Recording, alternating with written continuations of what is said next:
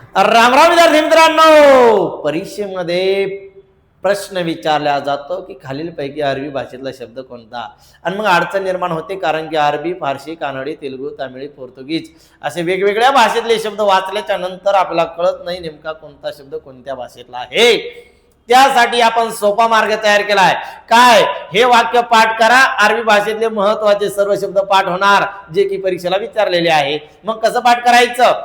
अरबी मालक शाहीर साहेबांचा हुकूम आला, मेहनतीने अर्ज करीना मंजूर झाला, आणि हंगामात झालेला बदल असा की मनोरात चढण्यास मदत करणारे असं वाद करण्यात येईल. मग लक्षात कसं ठेवायचं, तर जे शब्द आपण या ठिकाणी अधोरेखित केलेले आहे ते सर्वच्या सर्व अरबी भाषेतले आहे. मग मालक, शाहीर, साहेब, हुकूम, मेहनत, अर्ज, इनाम जे जे अधोरेखित केलेले दिसतात ते सर्व पाठ करून घ्यायचे. मग वाक्यच पाठ करायचं. कसं?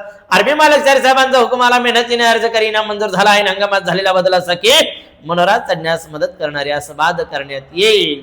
प्रश्नाचं उत्तर चुकणार नाही.